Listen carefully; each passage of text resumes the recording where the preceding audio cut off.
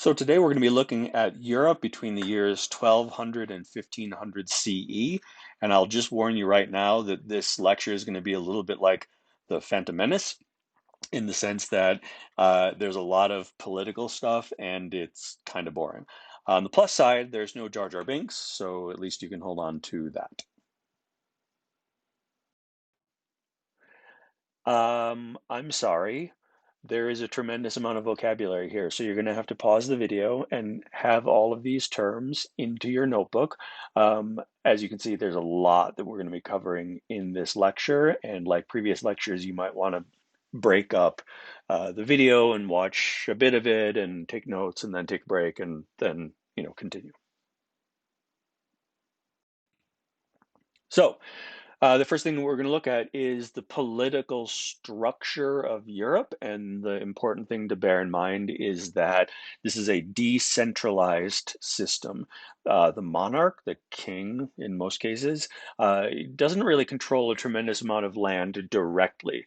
But what they do is they give out parcels of land to the nobility, to people who are a part of the aristocracy, and the agreement is you, the noble, will kind of police that particular area and keep control. And whenever the king needs troops to go fight a war, you have to do that, and you have to give the king a certain percentage of the tax revenue that you collect. But you get to be in charge of that part. So the land is called that the king gives to one of the nobles is called a fiefdom, and that noble becomes something known as a vassal, meaning that they defer to the king, but they actually do have a large amount of independence in their own lands. Now, that's just a tiny fraction of the people. The vast majority of the actual people were, in most cases, early on in this period, serfs. Later on, they become peasants. And the only difference between a serf and a peasant is that serfs are tied to the land. They're almost slaves because they don't have the ability to leave, but they do have their own little homesteads and personal gardens and that kind of thing. But there is another arrangement right there, which is that the people, the serfs or the peasants, they work the lord's land in exchange for protection because this is a pretty lawless period. You don't have centralized states, and so there's a lot of banditry and things like that that make life far less secure. So, looking at the economic developments during this period, as we know from reading Guns, Germs, and Steel, whenever a society develops a surplus of food, that allows people to specialize. And so, during this period, as the different states start to become a little bit more organized, you have the ability to specialize. And one thing that comes out of that is that if you have specialists, then you have trade goods. And the way that you would trade, beyond just a local level, is that there would be annual trade fairs for different products. So perhaps your region has a lot of sheep and you produce a lot of wool. And so then you might have a wool trade fair every year. Now, the problem during this period is that nobody has the same kind of money. And so, if you wanted to be able to trade at the trade fair, you needed to make sure that you were using a currency that the other person, in the exchange will accept. And so, what happened is you would have lots of people who were money changers who would take whatever money you have and then give you whatever form of currency they're going to accept for your purchase. And these money changers, they would sit around the edges of the trade fair in these banks of seating area, which is where the word bank comes from. So banking systems starts to evolve in the West, and of course, all of this has to do with Europe because China was way ahead on everything. Um, that we see the formation of a banking system. And one thing that comes along with that is credit. Credit is really, really important because it allows you to, one, finance, meaning I can buy something but not pay for all of it right now, just like the way a credit card works. But it also allows for long distance transactions. I can buy something far away because there is there's a bank there that will accept my credit. So different parts of Europe produced different uh, types of products. So as you can see, like England specialized in wool, but a lot of salt came out of France and Italy.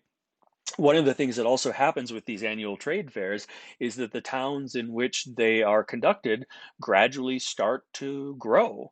And a couple of things happen there. One is that generally speaking, the king didn't rule directly over the cities in that kingdom. They would grant a charter, kind of in the same way the charter school works. They would grant a charter to a bunch of leaders who say, all right, well, we're going to run the town now. And the town is, of course, just as like society today, the cities would be run by the wealthiest people and the leaders of the various trade guilds. One of the things that comes out of this is the formation of a new class of people in society. And we refer to that particular class with the French word bourgeoisie. So the one that down there in the last bullet where it says, looks like it's bourgeoisie, right? That's pronounced bourgeoisie. Now I'm terrible with French pronunciation, so don't hold me to that if you speak French. So there's a political dynamic between popes and kings. For the better part of 1,000 years, popes had a tremendous amount of power in Europe, and especially within the Holy Roman Empire, which is very decentralized, and we'll see that a little bit more in a few slides. But you also start to have more centralized kingdoms, particularly France and England, and they wanted to have more control over the clergy in their state. And one of the things that they wanted to be able to do is tax the clergy and tax the church. And that was seen as a threat to the power of the Pope.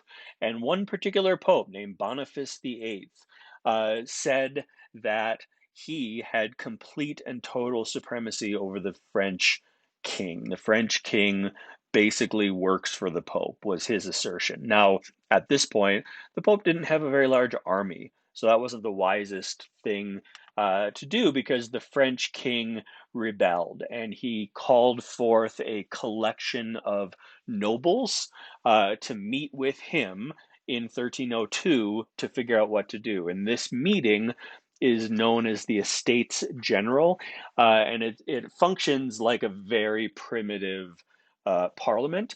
And it becomes very, very important when we get to the French Revolution. The King of France tried to arrest the Pope in Rome. uh, the Pope had to flee, and as a consequence, the French king said, "You know what? You're not even the Pope anymore. We're going to have a new Pope, and we're going to have it in this town here in France called Avignon." And so there became for several decades two popes. There was the Pope that sat in Rome and was recognized by part of Europe, and there was the Pope in Avignon who was for the most part only recognized by the French king. But this it does really irrevocable damage to the authority of the Pope in political matters as opposed to social matters. And gradually we will see the power of the Pope, the political power of the Pope decline. So, during this period, Europe also had to deal with the Black Death, with the bubonic plague. As we know, that the plague began in Central Asia, and it was spread via all of the trade networks across Eurasia that connected Europe to the rest of Eurasia. It was horrifically deadly. About a third of the population of Europe died during that 50-year period or so. As was the case with many things during this period, something goes bad, must be the Jews' fault. And so the Jews are blamed and they're massacred and they have their property stolen from them. And this is a pattern that we see over and over and over again in Europe and European and Mediterranean history. One, I don't want to say benefit of having like a third of your population die, but one thing that did happen as a consequence of that is that wages went up. If you, this is a basic economic arrangement of supply and demand. If there is a demand for labor, for workers, and there are now significantly fewer workers, then the workers that are left have a good negotiating position. They can say, oh, hey, you want to pay me X, whatever their currency was, but because there's a shortage of labor, these guys over here are going to pay me more. So I'm going to go over there now. And so that's actually for the workers who survived. It's an important caveat that for the workers who survived, this is a really good thing that their economic situation improved. Rents had to go down because if you have fewer people to rent to, again, it's the same thing. It's a market. You want to get those rents, in which case you're going to have to decrease it because no one's going to pay that higher rent if there's no one left. Um, you also, as a result of these things, have peasant uprisings. Uh, you know, let's just say that if your government does whatever it is, does a terrible job of protecting you from, say, a deadly disease, that sometimes has a tendency to cause people to rise up against the power that isn't doing the job. And we'll just leave that at that. Okay. So I'm just going to tell you right now that throughout this period of European history, there are a lot of numbered wars. There's a 100 years war, there's a 30 years war, there's a 7 years war, and sometimes it gets a little confusing. And I would say that generally speaking, the 100 years war is one of the more confusing ones. And so I'm going to keep it relatively simple for you here. And notice I say relatively simple. So the Hundred Years' War is a war between England and France, and it's for control of France for the most part. The context is about 300 years before this war, England was conquered by the French. And so the leadership in England still kind of, in a way, consider themselves to be French. They spoke French, they didn't speak English. And they had lots of marriage relationships with different monarchs in France. And so the English king, who is also the Duke of Normandy, which is a part of France, decides he wants to be the king of both England and France. So they start this war. Obviously, it's not going to be one guy because it's 100 years long, and people don't live 100 years even now for the most part. Um, but England didn't have full control of the island of Great Britain, and so while you have England supporting various parts of France that are against the French king, you also then have France supporting Scotland, and Scotland is an independent country that is in a semi-constant state of war with England on that island that we call Great Britain. So one part that they both really, really wanted is this region called Flanders, which is right on the English Channel, and that there's a huge wool trade there. So ultimately, all wars are economic. They're all fought for an economic reason. And the economic reason for the Hundred Years' War, one of the main ones, is control of the wool trade there in Flanders. Again, this war goes on for decades. A key turning point is when a historical figure named Joan of Arc, who it was, I don't know, she's like 15 years old or something like that. She's basically your age. And she rose up and became this figure who helped rally the French forces. Unfortunately for her, she was captured by the English and burned at the stake. That's bad. That's not good. But she becomes a martyr, and so she ended up in her own death doing more damage than the English army could possibly have done. And ultimately, the French alliance is victorious mainly because a a figure who the King of Burgundy, which is now just a region of France, had sided with the English for a while, and then that political entity switched sides and joined the French. And at the end of this very long some semi-boring war, other than the Joan of Arc part, England has lost all of its European possessions. So the King of England no longer has any land in what is now France that they rule over. One thing that also happens as a consequence of this is that the French king gets more political control over the area that we now call France.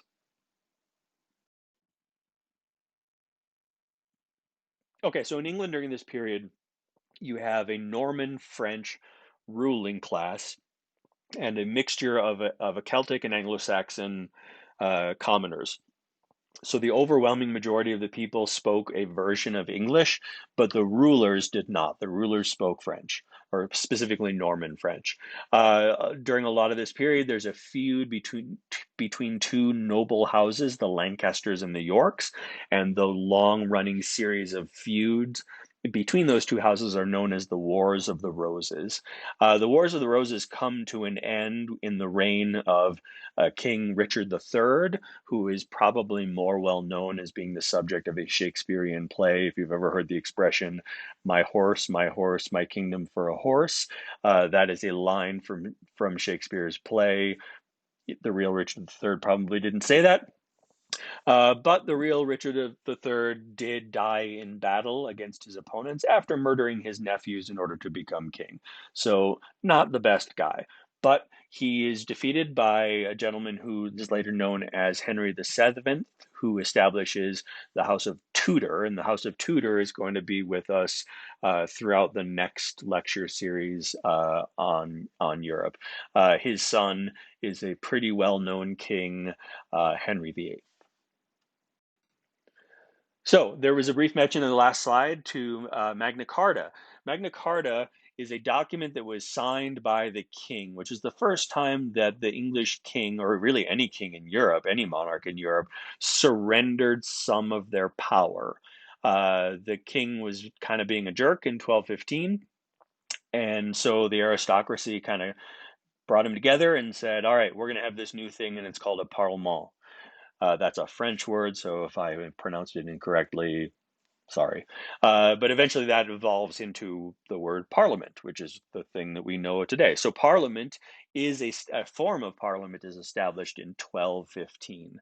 And it really is that first moment that there is an effort to limit the power of a political leader. Now, again, it's not truly representative government at this point because it's just a collection of nobles and they're only out there for their own interests.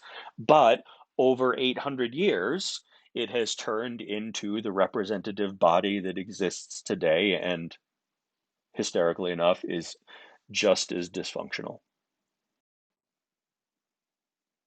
Okay, so in France, after the Hundred Years' War, you have centralization. You get a national army for the first time. You get a direct tax for the first time. During the period of feudalism, there weren't any direct taxes. Taxation just kind of floated upwards. So peasants and serfs paid taxes, either, not really in money, probably more like in crops. They would pay taxes to the Lord, or in their labor. They would pay taxes to the Lord, and then the Lord would pay a tax up to the king. Now we have a direct tax coming from the king that is being applied to all of the people. During We had an Estates General meeting when the King of France was in conflict with the Pope. The Estates General meets on and off until 1441, and then after 1441 doesn't really meet, only meets a couple of times until the French Revolution. Uh, the French, because of the mistakes that Pope Boniface made, the French church is under the control of the king. Yes, officially the Pope is still involved, but the French church doesn't do anything without the king's approval. Um, After the Hundred Years' War, the king had still had a rival with the King of Burgundy, but once the Burgundian king dies, Burgundy is absorbed into France. And at this point, most of what we would look at on a map and say this is modern France in 2020 is under the control of the French king by 1500. So the Iberian Peninsula was ruled by the Muslims for almost 700 years. Iberia is now Spain and Portugal. And that entire area, but particularly southern Spain, there is a real blend of Iberian and Muslim culture. The major cities in southern Spain, Sevilla, Cordoba, and Granada, were centers of Arabic culture and intellectualism, again, for hundreds of years. And Granada remained that center of Islamic culture until 1492, which was the year that the Reconquista was complete. One of the things that also happens in 1492 is you have the union of the two states, Castilla and Aragon, and Ferdinand and Isabella are the ones that rule over that collectively. And if you've studied Christopher Columbus, then you know that it was indeed Ferdinand and Isabella that gave that Italian man the contract to go and accidentally find the Americas. So the animating spirit of the Reconquista is very similar to that of the Crusades. It's a holy war. And one of the things that unfortunately has to go along with that holy war, at least in Spain, is the Inquisition. And the Inquisition was an effort by the Roman Catholic Church, first in Spain, but then eventually the Inquisition spreads, to root out anybody who isn't Roman Catholic. And so in Spain, we're talking mostly about, of course, Muslims, but also Jews, because there are a lot of Jews that lived in those areas. Because during this period of time, it's the Muslim states that are very tolerant and the Christian states that are very intolerant, particularly of Jews.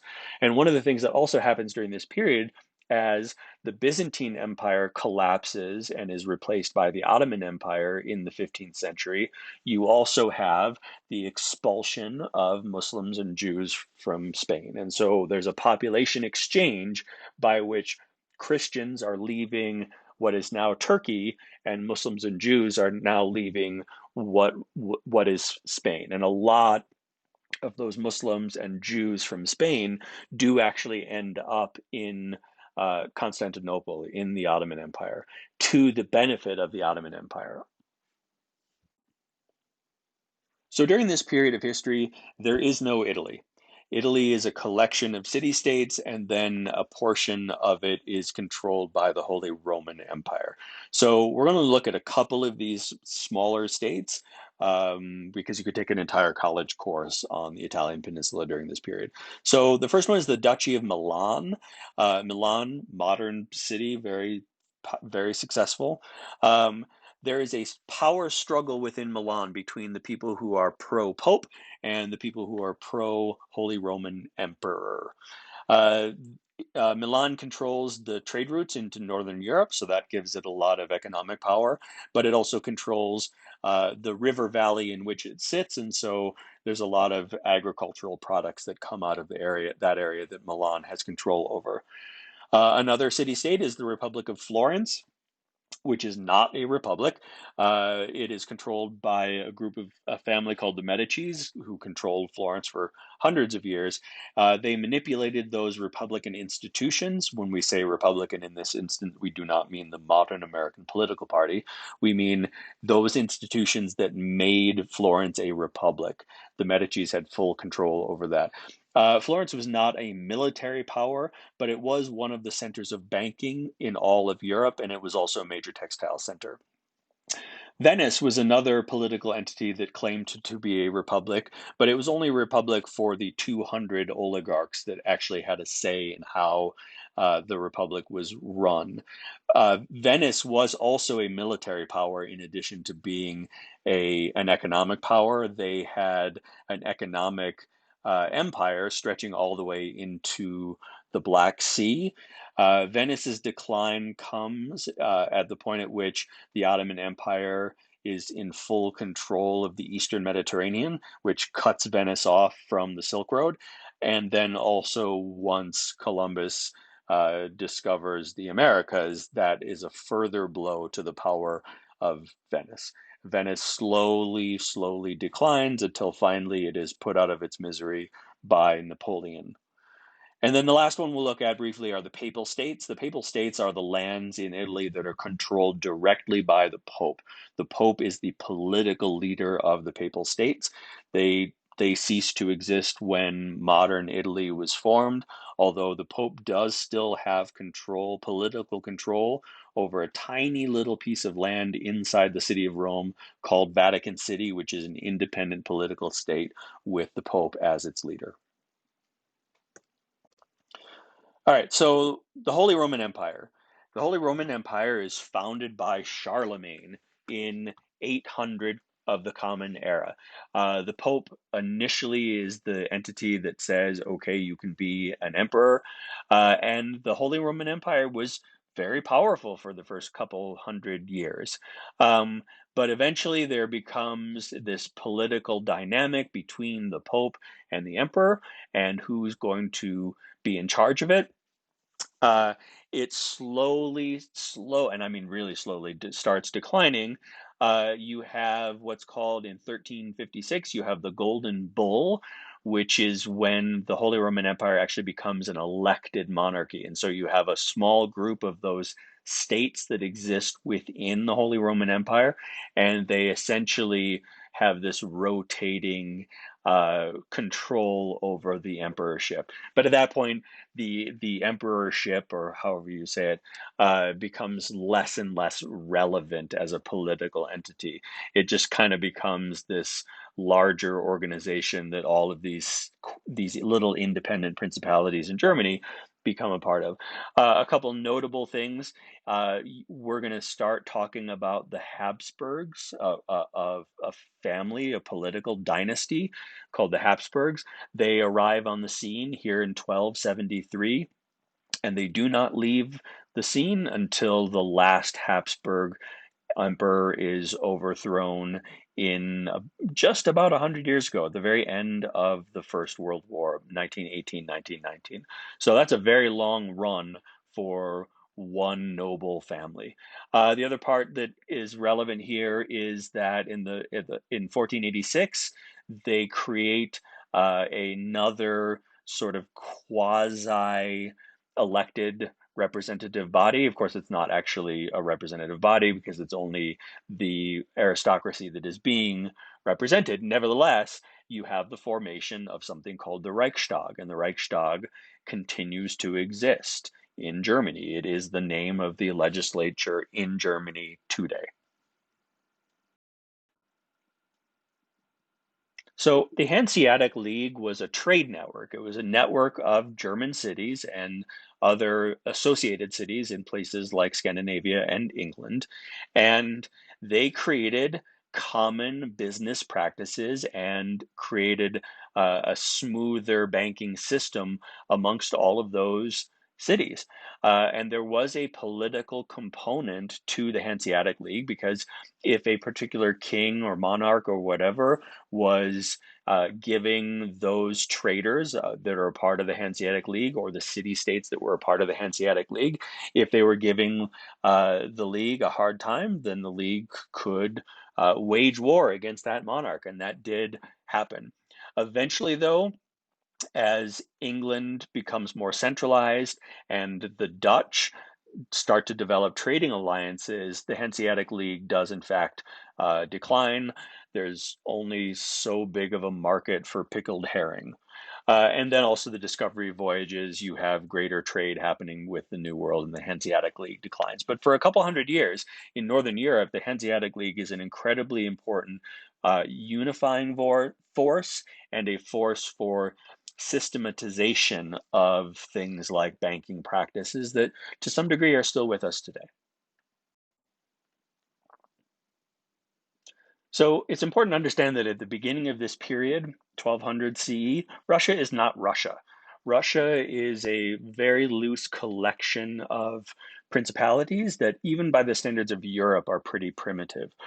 Uh, Russia was conquered almost in its entirety by the Mongols, and the Muscovites, the people of the town that we now call Moscow, they were the tax collectors for the Mongols, which gave them a lot of political power.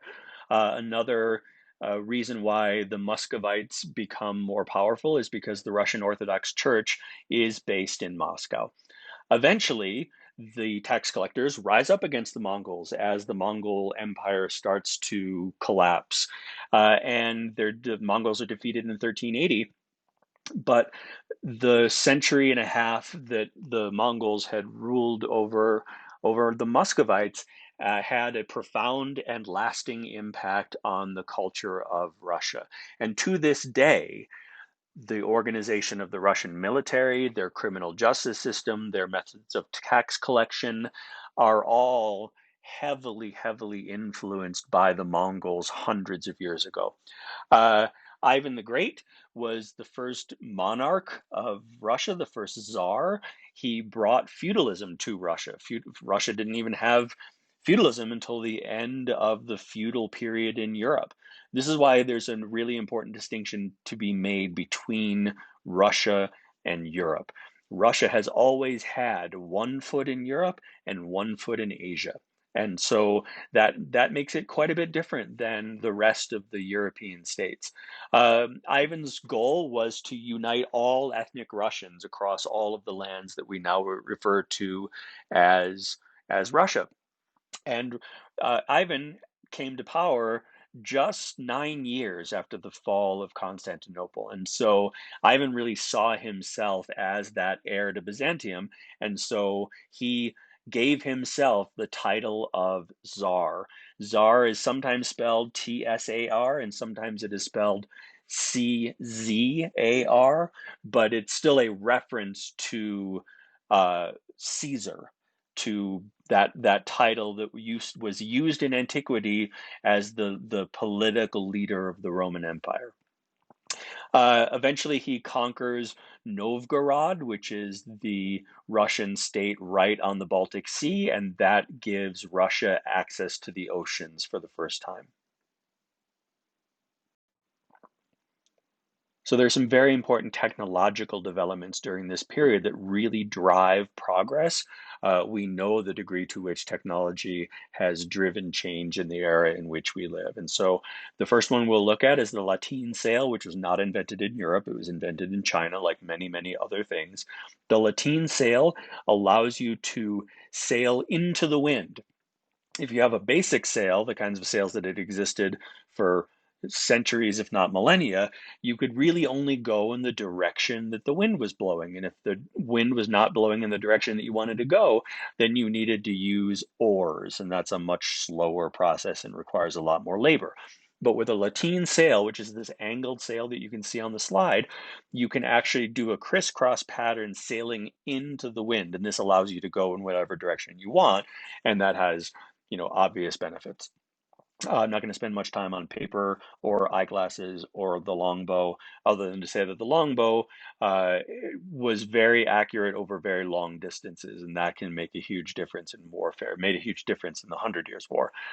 Plate armor.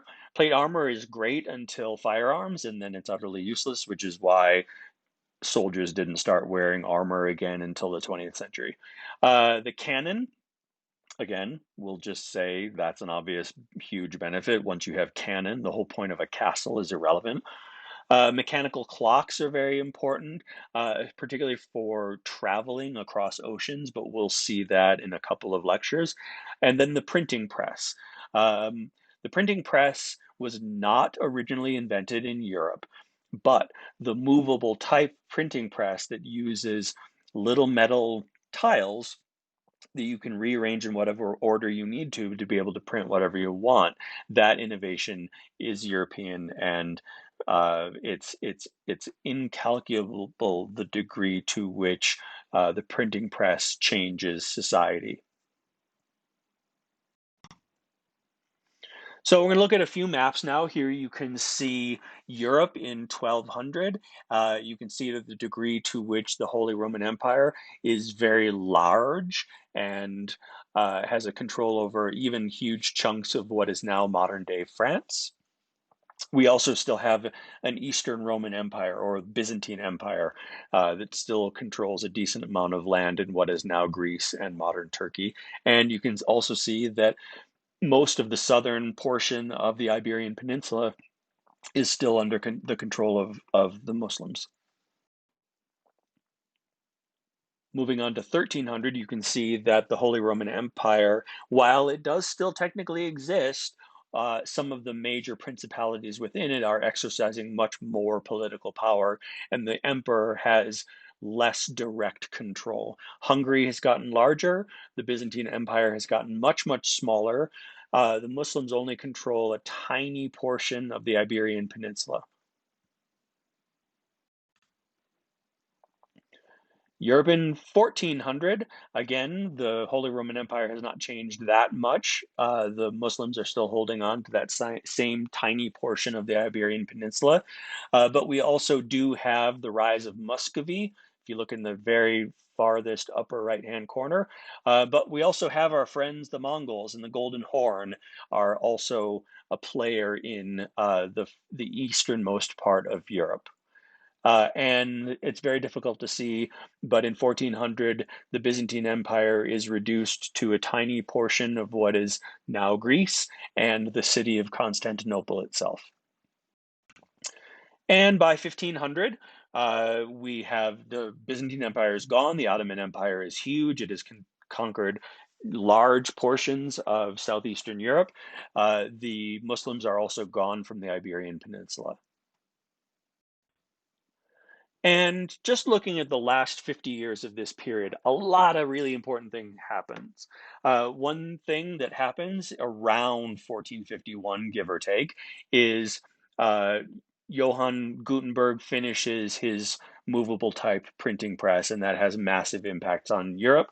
The fall of Constantinople, so the last tiniest relic of the classical world, a benefit to the rest of Europe is that a huge number of Greek scholars fled Constantinople when it fell to the Ottomans and traveled all across the Mediterranean world and became tutors to a large number of Italian scholars in particular.